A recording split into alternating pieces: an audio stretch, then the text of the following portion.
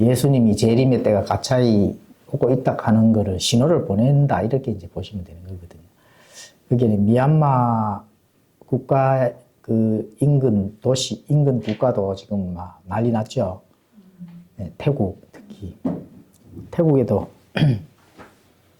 그 불상들이 막 넘어가고 막 이렇게 건물들이 20층, 25층 위에 건물들이 막 물이 막 쏟아지고 뉴스 봤죠? 네. 이제 마지막 때가 가까이 지금 오고 있다는 그 뜻이기 때문에 전력 질주를 해서 신앙생활 잘 하셔야 됩니다. 각자 자기가 배운 대로 신앙의 그 믿음을 지키면서 잘 이렇게 나가셔야 된다. 각자 할 수 있는 그런 위치에서 판단을 잘 하셔서 신앙생활을 잘 하시고 나중에 다 나고자가 안 되는 그런 신앙을 갈 수 있도록 그렇게 하셔야 됩니다. 나고자가 안 되는 신앙.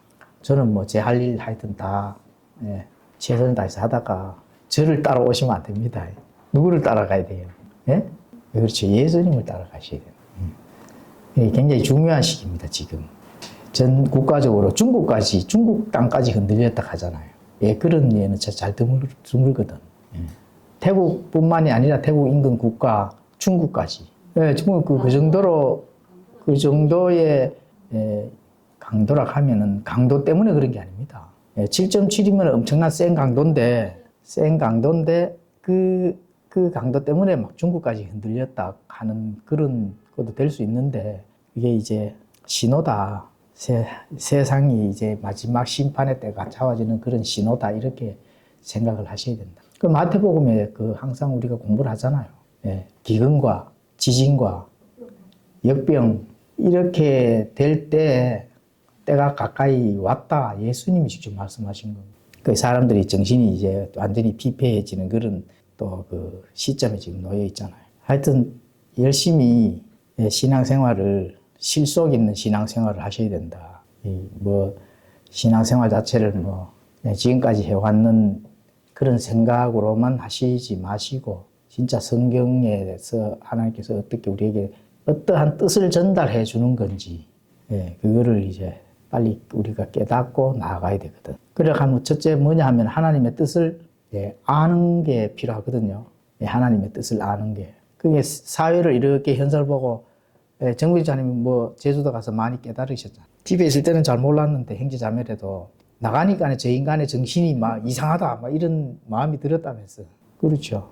다 그래요. 사고 팔고 우리가 하잖아요. 사고 팔고 거기에 전부 다 정신이 팔려 있는 거예요. 하나님은 신자냐 불신자냐 이거를 중점적으로 보시는 게 아니고 그거는 심판 때에 보시는 거고 지금은 신자냐 불신자냐 보는 게 아니고 너가 사고 팔고 정신이 어디가 팔렸느냐 이걸 보시는 거예요. 그래서 이제 하나님의 뜻을 아는 것은 선택이 아니라 뭐라고요?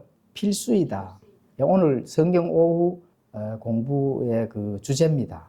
야고보서 11강, 야고보서 4장 11절에서 17절까지 하나님의 뜻을 아는 것은 내가 뭐 하나님의 뜻을 아는 것을 그냥 선택해서 알 수도 있고 뭐 모를 수도 있고 이게 아니라는 거죠. 하나님의 뜻을 아는 것은 내가 선택하는 게 아니고 하나님이 필수적으로 알아야 한다고 명령을 했기 때문에 거기에 복종을 해야 된다는 거예요. 그래서 오늘은 하나님의 뜻을 아는 것은 선택이 아니라 필수이다.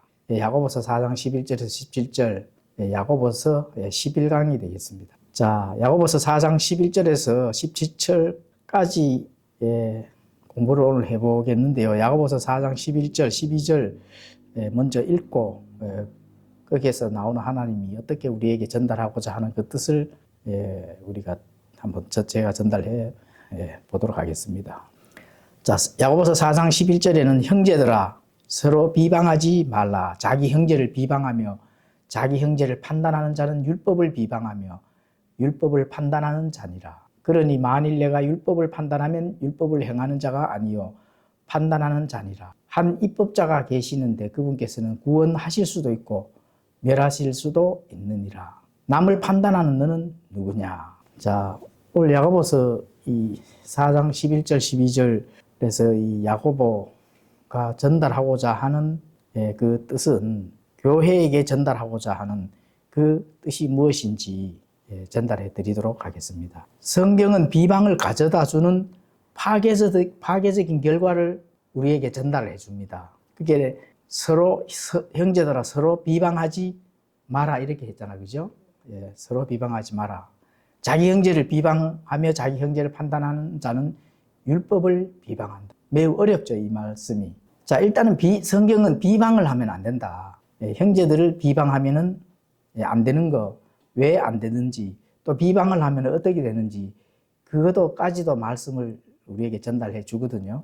자, 일단 성경은 비방을 가져다 주던 파괴적인 결과들을 우리에게 전달해 주는데, 자, 비방을 하면 어떤 파괴적인 결과를 우리에게 전달해 주느냐. 이거를 이제 잠언에서 제가 한번 찾아봤습니다. 잠언 16장 28절에는 삐뚤어진 자는 다툼을 뿌리며 수군거리는 자는 중요한 친구들을 갈라 놓느니라. 그러니까 마음이 삐뚤어진 자들이 있잖아요. 부정적인 것 항상, 그죠? 항상 문제를 제기하고 발목을 잡고, 뭐 정치적으로도 그렇잖아요. 좌파들.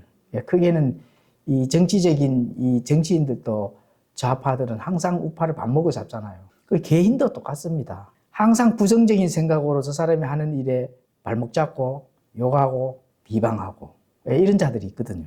이런 자들은 뭐라고 합니까? 중요한 친구들을 갈라놓는다. 그 주위에 사람이 사실 없습니다. 자, 잠언 17장 9절에 또 이렇게 말씀합니다. 범법을 덮어주는 자는 사랑을 구하거니와 문제를 거듭 말하는 자는 친한 친구들을 갈라놓느니라. 범법을 덮어주는 자는 사랑을 구하거니와 문제를 거듭 말하는 자는 친한 친구를 갈라놓는다. 그 어떤 문제가 제기되면은 이렇게 좀 그 사람이 깨달을 수 있도록 또 참아주기도 하고, 그죠?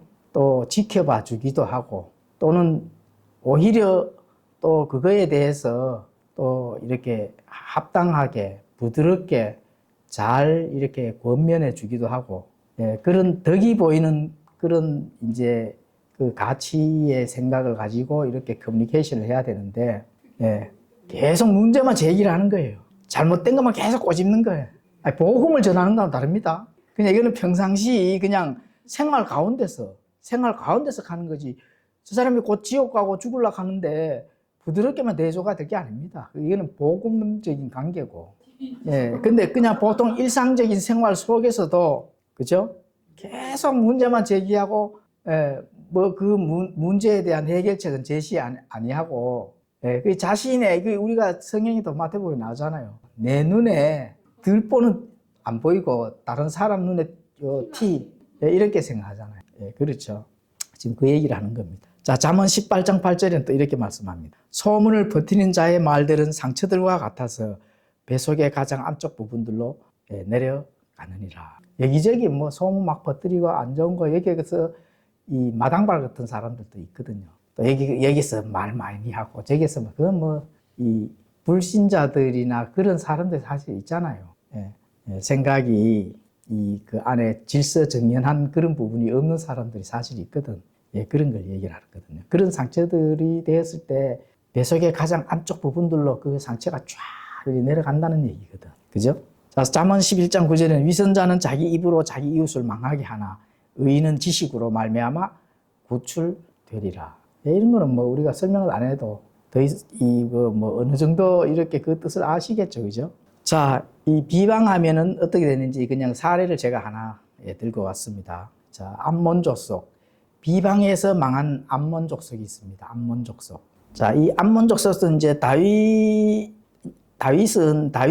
암몬 족속 이 하눈이라 하는 그 암몬 왕의 그 부친이 되겠죠. 그때 이래 조금 다윗이 쫓겨다닐 때 뭐 조금 이렇게 도움을 받았는가 봐요. 그 암몬 족속 왕 하눈이라 하는 그 부친이 죽었을 때 그래도 이제 조금은 도움을 받고 했으니까 이제 위로하기 위해 사절단을 이렇게 보냈거든요. 그래서 사절단을 보냈는데 그 하눈의 이 장관들이 하눈에게 다윗이 보낸 사절단이 이 성을 탐지하고 염탐을 해서 함락시키려고 하는 스파이다 이렇게 비방을 하고 부정적으로 이렇게 우리 왕에게 자꾸 이렇게 부추겼는 거예요.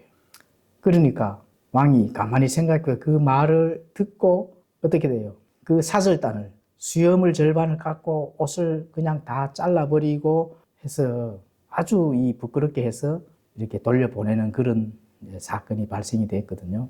그래서 한우는 다윗이 자기를 좋지 않게 생각하는구나. 한우는 그렇게 생각해요. 다윗이 이 사람이 아주 나를 좋지 않게 생각하고 나쁘게 보는구나. 이런 생각을 딱 들어가니까 이제 두 주위의 동맹군들과 함께 전쟁을 이제 하는 거죠. 전쟁을 해서 결국은 그 암몬 망했을까요? 흥했을까요? 이겼을까요? 결국 망하죠. 그래서 암몬의 그 수도까지 함락당하는 그런 일들이 생겼다는 겁니다. 그 사무엘라 12장 26절에서 29절에 보면은 이제 수도까지 함락됐다 하는 기록이 나오고, 사무엘라 10장 1절에서 11장 1절까지 보면 그 내용이 나옵니다. 나중에 한번 읽어보시기 바랍니다. 자, 하나님께서 아담과 하와를 이 땅을 다스리고 충만케 하라 했잖아, 그죠? 충만케 하라 했는데 하와는 어떻게 했습니까? 하나님의 말씀을 사탄의 계략으로 어떻게 돼요? 하나님의 말씀을 비방을 했는 거예요. 그게 어떻게 됐어요? 결국 에덴 동산에서 쫓겨나고, 그죠? 영원한 죄의 결과를 가지고 왔다. 우리는 항상 공부하는 내용이잖아요. 그게 지금 제가 이렇게 말씀드린 거는 결과를 말씀을 드리기 위해서 하는 거거든요. 비방하고 어떠한 그런 불법적인 것에서는 반드시 멸망을 한다 하는 것을 알 수가 있다는 겁니다. 자, 이제 우리가 여기 보면은 이제 나옵니다. 자기 형제를 비방하며 자기 형제를 판단하는 자는 율법을 비방하며 율법을 판단하는 자니라. 자, 이 말씀이 뭘까요? 이 말씀은 어렵죠. 판단한 자인데, 그런데 이게 그 정답이 바로 그 후속 문장에 있습니다, 사실은. 후속 문장 같이 한번 읽어볼까요? 야고보서 4장 11절. 자, 그러나 만일 내가 율법을 판단하면 율법을 행하는 자가 아니요. 뭐라고 해요? 그렇죠. 율법을 판단하는 자가 되어버린다는 거예요. 이해가요? 그래도 이해 안 가요. 이쯤에서 이해가 가야 스데반 교회의 성도의 이 레벨인데. 예? 형제를 비방하면은 율법을 비방하잖아요. 자, 율법을 왜 율법을 비방을 하느냐, 이렇게 의문이 드는데, 그 답이 율법을 판단한다는 거예요. 율법을. 그 형제를 비방을 하면은 율법을 판단한다는 거거든요. 그래도 이해 안 가죠? 그러면 조금 더 공부를 하면 이해가 옵니다. 자, 공부를 조금 더 해 보겠습니다. 자, 갈라디아서 3장 19절에는 이렇게 말씀합니다. 그러면 율법은 무엇을 위한 것이냐? 그것은 약속을 받은 그 시가 오실 때까지 범법들로 인해 더해진 것이요, 한 중재자의 손에서 천사들에 의해 정해진 것이라. 자, 이 말씀을 가지고 우리가 공부를 과거에도 많이 했거든요. 율법과 은혜에 대해서 공부할 때 다 공부를 했는 내용이거든요, 이 문장이. 여기서 우리가 이 오늘 공부할 내용과 연결을 지어 볼 수 있는 문맥은 범법들로 인해 더해진 것이 바로 율법이라는 거예요. 이걸 잘 기억을 해보시면 이해가 갑니다. 자, 그러면은 비방과 판단의 실소유자는 누구일까요? 진짜 이 율법의 주인이 누구냐고 묻는 거거든요. 그러면 비방과 판단의 실소유자는 누구예요? 비방과 판단의 실소유자는. 율법의 완성자는 예수. 자, 그 위에 보면은 갈라디아서 3장 19절에 보면은 범법들로 더해진 것이 뭐라고요? 율법이라고 했잖아요. 율법이 없다 하면은 그 뭐가 없어요? 죄가 없거든. 그럼 왜 율법을 우리 사람한테 더해줬을까요? 그렇죠. 그거 때문에 율법이 필요한 겁니다. 율법이 없다면은 죄를 판단할 근거가 없잖아요. 대한민국 헌법이 없다 하면은 죄가 난리 난 거죠. 똑같습니다. 그냥 쉬운데 너무 어렵게들 생각하셔가지고. 죄 때문에 율법을 하나님께서 인간에게 주셨는데, 특히 이제 이스라엘 민족들에게 1차적으로 주고, 다 율법은 다 누구라도 다 줬는 겁니다, 사실은. 이스라엘 민족들에게만 준 것이 아니고. 그런데 자, 그게 율법은 뭐 때문에 줬다고요? 그렇죠. 범법들 때문에 너희들이 더해 준 거라, 이렇게 말씀하시잖아요. 지금 갈라디아서 3장 19절 그렇게 말씀하시잖아요, 그죠? 그러면은 형제를 비방하고 판단하는 건 뭐예요? 아니, 형제를 비방하고 판단하는 그런 죄잖아. 그 죄를 그러면은 다스리는 주인이 누구예요? 율법. 그렇죠. 율법을 줘서 율법이 판단을 하잖아. 예, 율법이 인격체라고 생각을 하시고 율법은 인격체입니다. 하나의 인격체라고 이렇게 생각하셔야 돼요. 예. 그럼 비방은 뭐예요? 죄잖아. 그러면 그 죄를 다스리는 거는 누가 다스려요? 율법이 다스리잖아요. 그럼 판단도 율법이 해야 되잖아요. 그런데 누가 해요? 판단을. 그렇죠. 그러니까 네가 율법을 판단을 하는구나. 이렇게 율법이 판단을 해야 되는 걸 내가 지금 하고 있으니까. 그럼 네가 율법을 지금 판단을 하고 있네. 이렇게 성경이 얘기하는 거 이제 이해가죠? 자, 비방하는 형제가 있어. 그럼 누가 판단을 해요? 율법이 판단해야 되잖아요. 근데 지도 죄인이면서 계속 그 사람을 비방하니까 뭐 어떻게 돼요? 율법은 네 절로 가. 내가 판단할게. 이런 식으로 되는 거거든. 지금 그 얘기를 하고 있는 겁니다. 이해가죠? 이런 걸 공부를 안 하면 어떻게 아실까? 그래서 형제를 판단하는 자는 율법을 비방하는 거예요. 예, 그 율법의 주인이 하나님 예수님인데 완성자이기 때문에 예수님, 그러니까 본인은 누구를 계속 판단하고 있어요? 예수님을 판단하고 있어요. 그 얼마나 무서운 죄입니까? 성경이 기록된 거에 대해서는 심각하게 고민하고 깊게 생각을 하셔야 됩니다. 왜 이런 걸 적어놨을까? 내가 이런 걸 모르고 내가 지금 현재 죄를 계속 짓는다면은 어떻게 돼요? 지금 여기에 따른다 하면은 율법을 지금 비방을 한다 하는 거는 율법의 완성자는 예수님과 계속 예수님을 비방하고 있는 거예요. 예.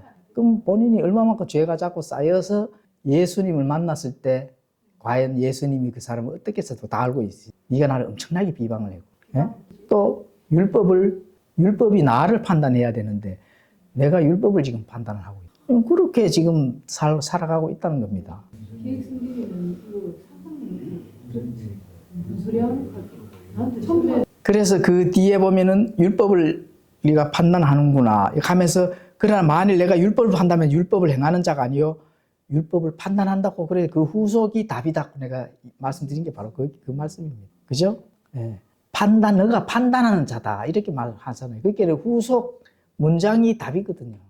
이 성경 말씀이 다 이렇게 답을 다 내주면서 그렇죠. 자, 그러면은 율법의 완성자는 예수님이니까 예수님을 계속 비방하고 판단한다고 이렇게 보시면 되고, 그러면 12절에서는 한 입법자가 계시는데 그분께서는 구원하실 수도 있고 멸하실 수도 있으니 너는 함부로 판단하지 마라 이렇게 말씀해요. 함부로 비방하지 마라. 그 율법의 완성자이시고 주인 되시는 예수님이 구원하실 수도 있고 그죠? 멸하실 수도 있으니 예수님이 판단을 하고 율법이 판단을 하는 거지 너가 계속 판단하고 비방하면은 안 된다는 거거든요. 예, 그렇죠. 그럼요. 자, 비방하고 함부로 판단하면 망합니다. 그 이유는 뭘까요? 그렇죠. 자신이 재판관이 된다는 거예요. 예, 자신이 재판관이 되면은 안 됩니다. 그런데 중요한 게 있습니다. 문제점을 보고도 판단하지 못하고 가만히 보고만 있어야 되는가 그러면은 그죠? 예, 그럴 때는 비방하지 말고 어떻게 대응할 것인지 자신을 판단해요. 나를 판단해요. 예, 내가 내 자신을 판단하면 되거든. 내가 어떻게 하나님의 옳은 진리대로 말씀대로 가치대로 내가 어떻게 판단을 해서 행해야 될지 자기 자신을 판단을 해야 되지 자꾸 남을 판단하면 돼요 안 돼요? 안 됩니다. 남을 비방하면 안 된다는 거죠. 그래서 문제점을 보고 판단하지 못하고 어떤 아주 안 좋은 문제점들이 발생이 돼요. 그래 됐을 때는 가만히 보고만 있어가 될 게 아니라 내 자신이 어떻게 할 것인지 옳은 판단을 내 자신에게 판단을 하라. 예, 그렇게 하셔야 돼요. 남을 판단하면 어떻게 돼요? 그럼 자기 자신이 재판관이 되고 결국은 그게 예수님을 비방하고 판단하는 거다. 예. 스스로가 이제 옳고 그른 것을 어쨌든 판단을 해야 되죠. 판단을 하고 옳은 것을 선택을 해야 되는 게 맞아요. 맞는데 지금 여기서 하는 얘기는 비방이라 하잖아요. 비방은 내 자신이 옳지 못한 행동으로 상대방을 비방하는 거거든. 그거를 하지 말라는 거예요. 그리고 성경에서 교리나 뭔가 이런 게 다르고 이렇게 하더라도 계속 판단하면 안 돼요. 내 자신이 저 사람이 옳지 못한 것이 판단이 내 자신을 판단을 했을 때는 내가 그러면 어떻게 행동을 할 것인가를 그걸 성경에 비춰서 바르게 내 자신을 판단을 해야 된다. 그것도 내 자신을 판단해야 돼요. 그렇죠. 내 자신을 판단해서 이쯤에서는 그러면은 이제 한두 차례 권면을 해가지고 고쳐지지 않으면은 그러면은 손을 떼야 되지. 계속 판단하면 안 되죠. 계속 판단하는 사람들이 많잖아요. 우리 보통 보면 지금 킹제임스 성경에 정동수 목사님 공격하는 장로교 그 목사 한 사람 있잖아요. 한 몇 사람 되잖아요. 지금 몇 년째 지금 그렇게 하고 하는 거거든. 그런 자들은 누구를 판단한다고요? 그렇지. 그 성경도 모르는 무지한 사람이라. 본인은 신학적으로 배운 대로 이론대로 뭔가 자신이 계속 상대방이 판단을 그 본인과 교리가 안 맞다고 판단을 하잖아. 한두 번은 그거는 우리의 그 신학과 안 맞다라는 것을 자기 자신도 방어를 해야 되기 때문에 하는 거는 맞는데 아주 교묘하게 상대방을 끌어내리고 이 발목을 잡으려고 작정을 하고 하는 그거라면은 그거 잘못하고 있는 거예요. 본인의 신학이 100% 맞는다고 그러면 어디서 그 기준은 어디서 나와? 예? 그러니까 얼마나 이 교만이 하늘을 치솟는 거예요. 본인은 그 기준은 어디서 나오냐고. 그러니까 그런 목사들이 본인의 기준은 어디서 하늘에서 직통으로 뭔가 이 문서를 받았나? 그건 아니니까 요거대로 안 하는 사람들은 다 판단해. 이렇게 하늘에서 뭔가 문서가 떨어졌어요. 비방하고 판단하고 또 가르치려고 하고 안 되는 사람 1년 앉혀놓고 가르쳐도 안 변합니다. 안 됩니다. 그렇게 할 필요 없다. 할 일이 없어요. 내 위치에서 하나님께서 나에게 미션을 주지 않는다. 조금 이따 공부를 합니다. 왜 할 일이 없는지. 오늘 그 뜻을 아는 거기 때문에 계속 공부를 해보면 답이 나옵니다. 자, 그래서 문제점을 보고도 판단하지 못하고 가만히 보고만 있어야 되는가? 답이 뭐라고요? 자신을 판단하라. 자신은 10번이고 100번이고 판단해도 돼요. 왜냐하면 자신이 판단을 했을 때 판단하고 했을 때 검증이 되는 거거든요. 검증이 된다 하는 거는 자꾸 이 하나님의 말씀에 비춰서 내 자신이 이제 그 말씀에 순응종하기 위해서 자꾸 이렇게 변화될 수 있는 그런 시간을 많이 가진다. 이렇게 이제 볼 수가 있는 거거든요. 그러면 넘을 판단을 자꾸 하게 되면 자기 자신은 판단하지를 못하기 때문에 그것은 이제 진짜 끝이 나는 거예요. 내 자신은 검증을 많이 해야 돼. 다른 사람은 절대로 비방하거나 판단하면 안 된다.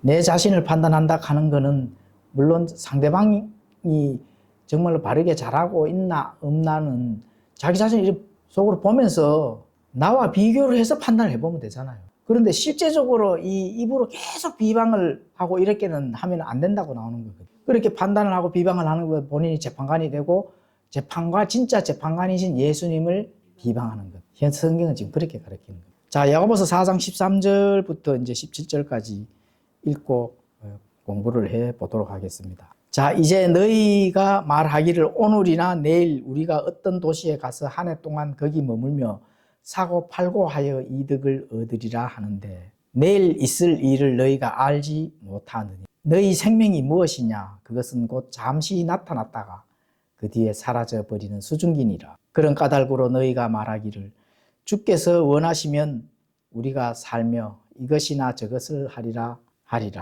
해야만 하나 이제 너희가 스스로 자랑하는 것을 기뻐하나니 그러한 기쁨은 다 악한 것이니라. 그러므로 사람이 선을 행할 줄 알고도 행하지 아니하면 그것이 그에게 죄가 되느니라. 자, 이 야고보가 전달하는 이 교회 성도들이 사업가가 많았는가 봐요. 사업가.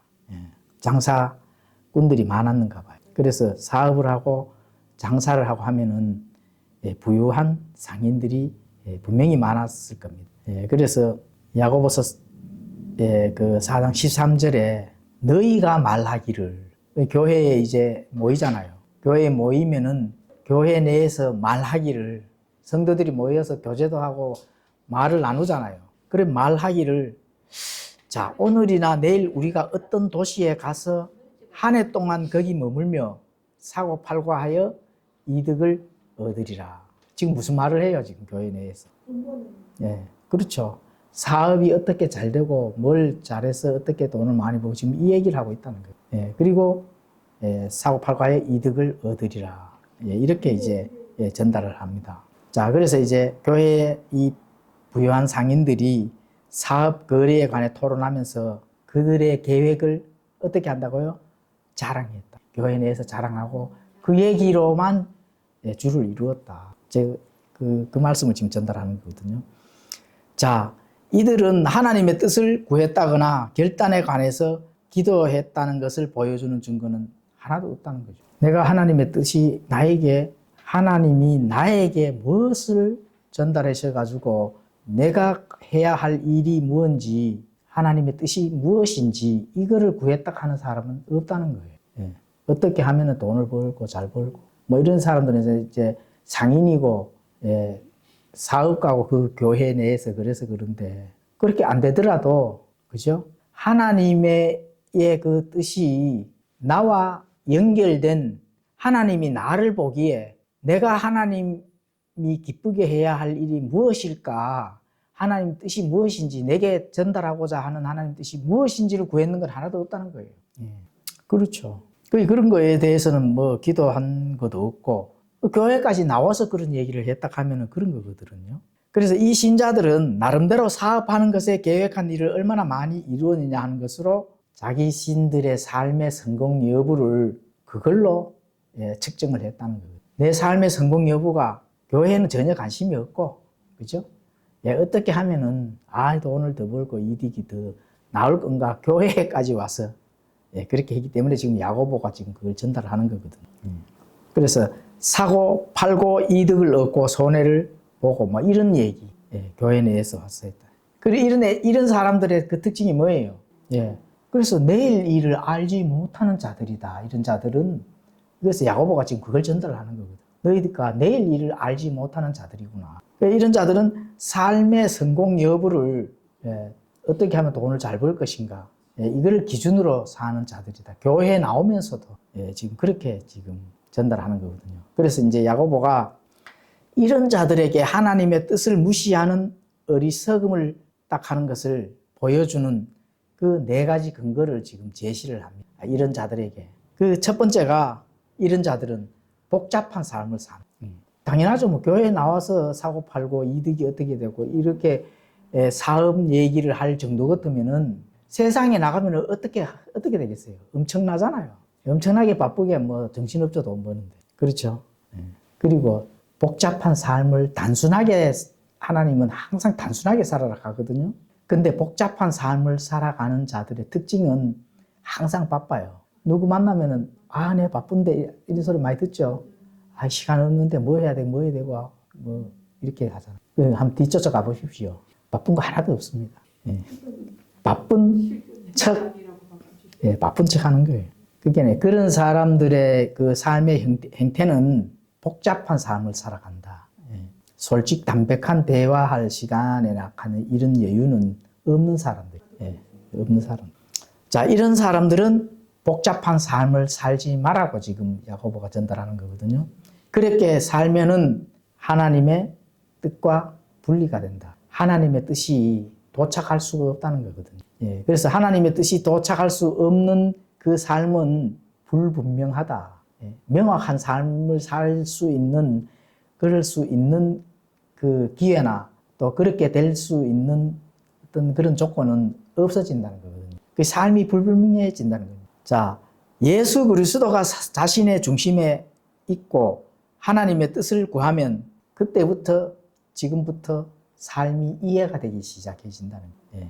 예수 그리스도가 내 중심에 있고 또 그 중심에 있는 자가 하나님의 뜻을 구하게 되면은 그때부터 내 삶이 이해가 돼지거든요. 그렇게 돼줘야 된다는 거예요. 그래서 삶의 시공간에 깔려있는 물리적인 삶, 물리적인 삶이 전체잖아요.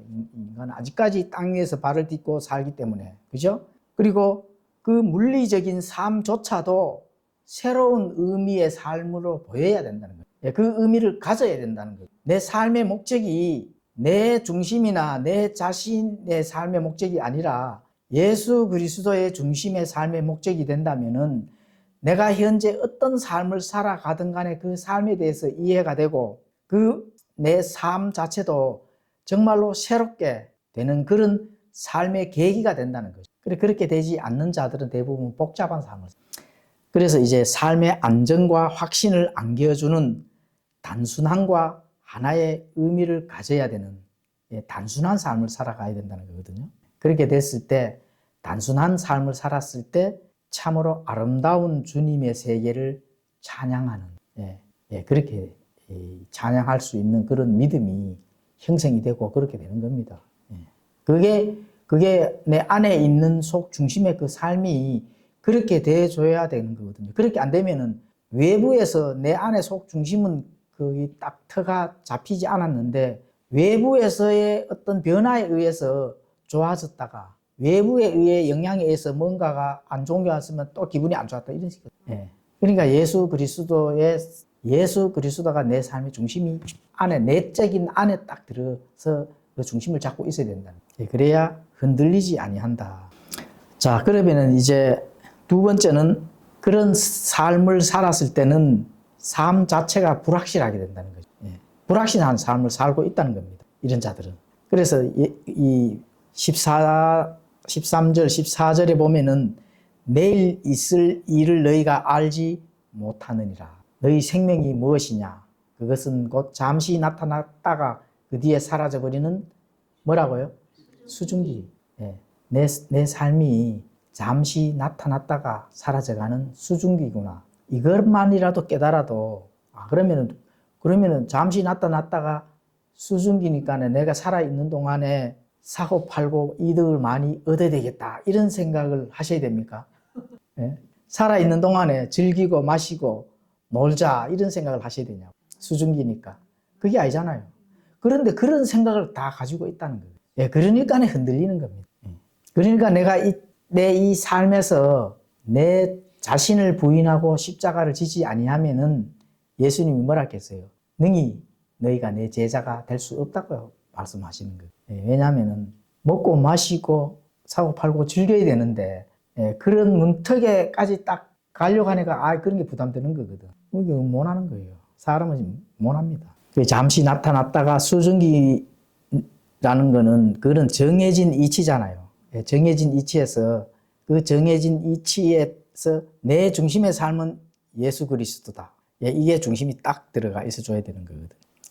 그래서 이 장사꾼들은 단 하루도 앞날을 내다볼 수 없음에도 불구하고 하루도 내다볼 수 없는 이 수증기가 1년 계획을 세우는 거예요. 1년 계획. 그리고 그 1년 계획을 세우면서 1년 동안 일하면 돈이 어느 정도 들어오는데 엄청난 거기에 대한 확신 속에서 사는 거죠.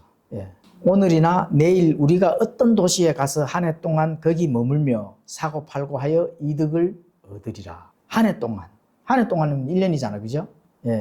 사고 팔고 해서 이득을 얻으리라. 이렇게 이제 1년 계획 속에서 엄청난 확신을 거기에다 두는 거죠. 엄청난 확신을 어디에 둬야 됩니까? 예수 그리스도에 둬야 돼요. 우리가 항상 그 사례를 많이 들잖아요. 누가복음 12장 16절에서 21절에 농부의 비유 아시죠?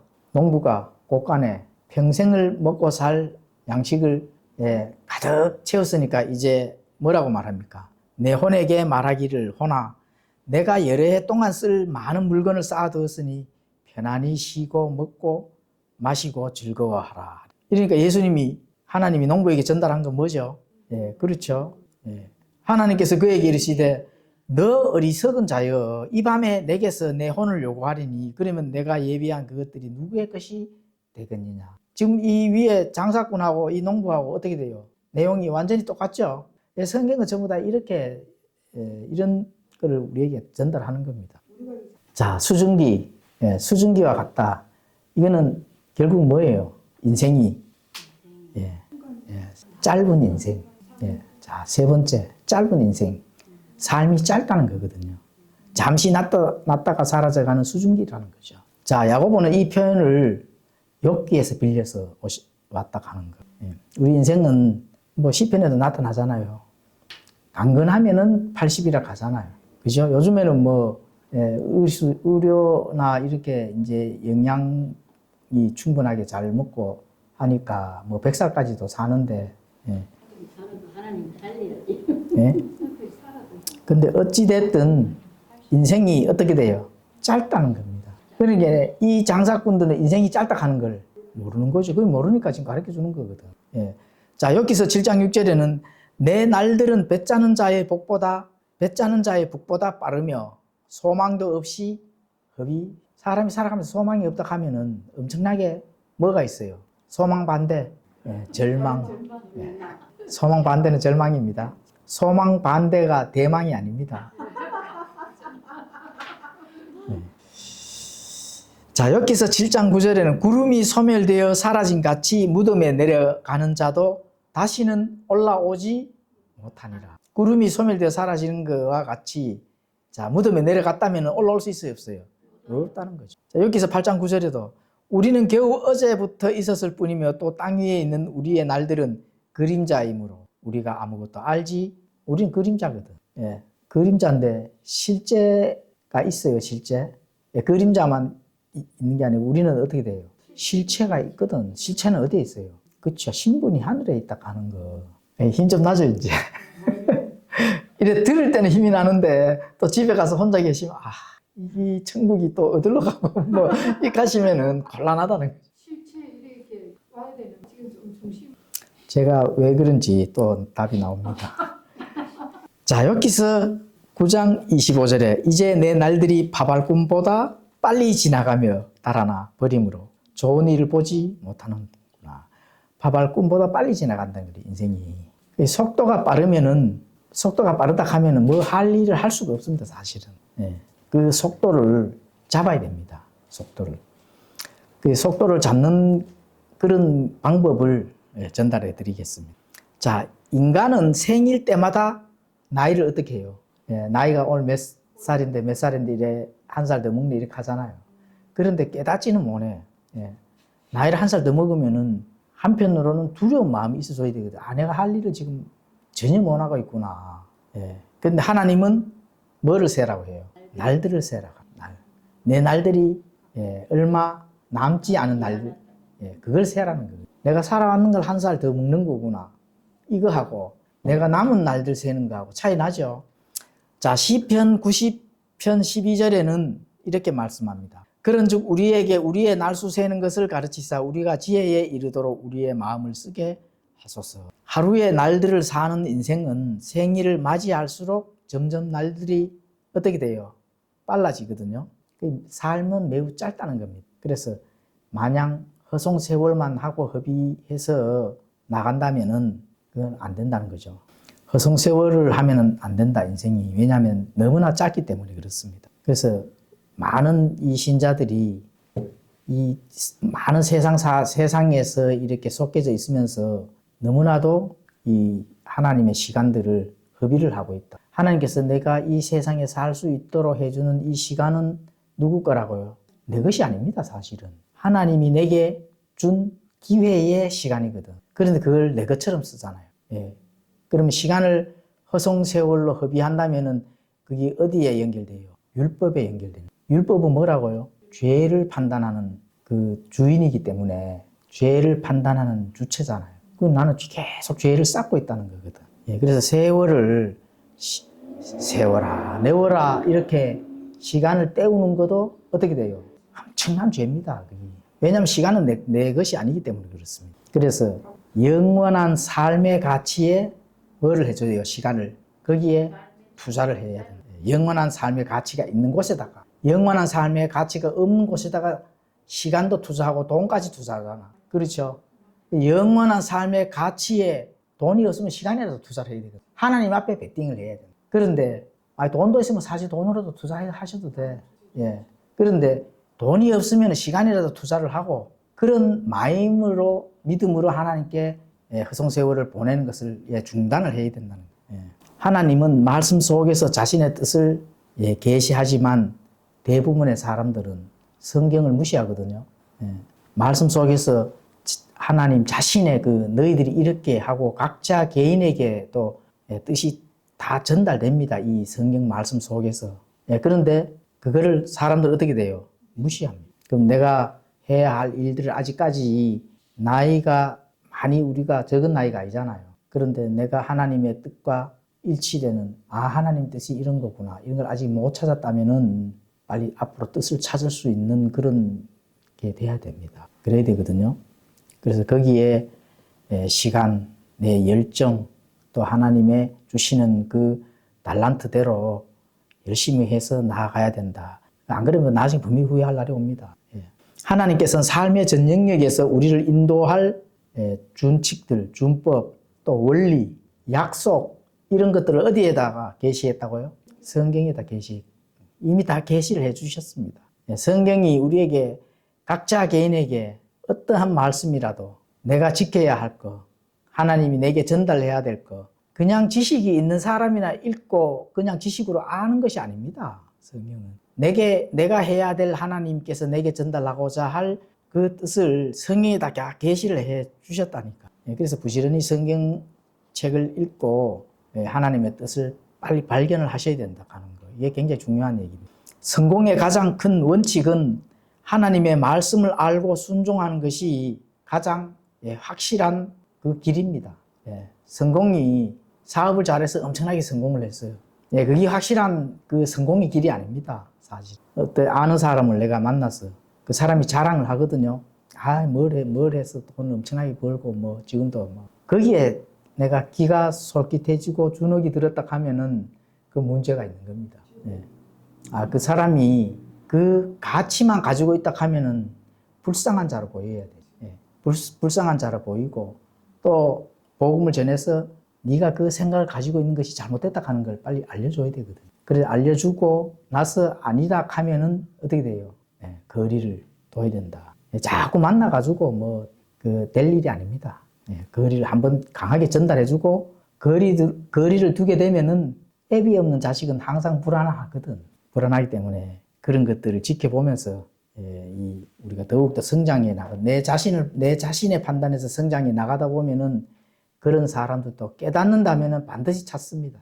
아니면은 뭐 나중에 시간이 멈춰졌을 때 그때 다 얼굴 볼 거 아닙니까? 다 얼굴 봅니다. 걱정하지 마세요. 신자든 불신자든 다 보고 뭐 이 위치에 있어야 되는데 여기에 있네. 이게 다 판단이 된다니까. 네 번째입니다. 이제 야고보가 전달하는 거 네 번째. 첫 번째는 뭐였어요? 첫 번째. 복잡한 삶을 살면 안 된다. 단순하게 살아야 된다. 그죠? 자, 두 번째. 복잡한 삶을 살면은 삶이 불확실하게 됩니다. 세 번째.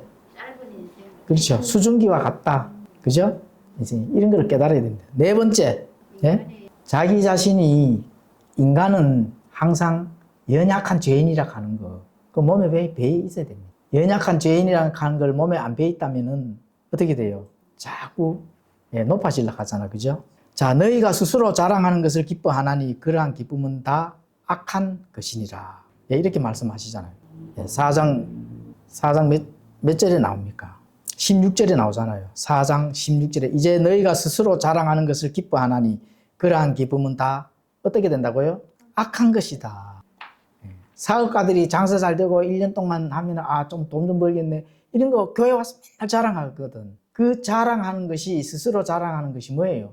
악한 것이다. 지금 그거를 아거든요. 그럼 왜 그런 말을 할까요? 인간은 항상 연약하다 하는 거를 좀 알아야 되거든. 연약하다. 그 자랑을 하면 안 되거든요. 늘 자랑한다 하는 거는 자신의 연약함을 어떻게 돼요? 은폐하기 위한. 인간은 연약하다 하는 거를 항상 하나님께 드러내줘야 돼요. 저는 할 수가 없습니다. 사람은 미래를 알 수 있는 지혜도 없으며 미래를 통제할 힘도 없습니다. 앞날을 자랑하는 것은 뭐라고요? 죄악입니다. 왜 죄악이냐? 자랑하는 자를 자기 자신이 높아졌기 때문에 뭐로 만들어요? 하나님으로 만들기 때문에 그렇습니다. 사람은 앞날의 예측은 인간이 할 수 없는데 앞날의 예측을 자꾸 해서 자기가 자랑을 하잖아요. 그거는 자기 자신이 하나님이다 하는 걸 자꾸 드러내는 거거든. 그러면은 죄악이다. 성경이 바로 우리에게 지금 전달을 하잖아. 그죠? 잠언 16장 33절에는 이렇게 말씀합니다. 제비는 겹친 옷자락 속에서 사람이 뽑으나 그것의 모든 배부는 주께서 하느니라. 사람이 제비를 뽑아요. 뽑는데 나눠주는 거는 누가 나눠줘요? 하나님이 하신다. 예. 내가 뭔가를 열심히 내요. 근데 주시는 건 누가 줘요? 하나님이 주신다 하는 걸 꼭 아셔야 된다고 하는 거예요. 자, 인간이 하나님의 뜻을 무시하는 것은 매우 어리석은 거다 하는 걸 지금 전달해 주시는 거거든요. 그러면은 하나님의 뜻을 무시하는 게 어리석은 것이다. 자, 그 이유가 뭘까요? 예, 하나님의 뜻을 무시한다 하는 거는 지도 없이 밀림을 헤쳐나가는 것과 마찬가지다. 내 인생의 삶에 살아나가는 것에 대해서 하나님의 뜻을 모르고 내가 살아간다 하는 거는 아주 무지한 그런 생각이거든요. 지도 없이 밀림을 헤쳐나간다 하는 그런 생각을 가지고 있는 겁니다. 폭풍우가 치고 함치 앞도 모르는 그런 폭풍우 속에서 나침판 없이 헤쳐나가려는 무모함이다. 이렇게 성경은 전달합니다.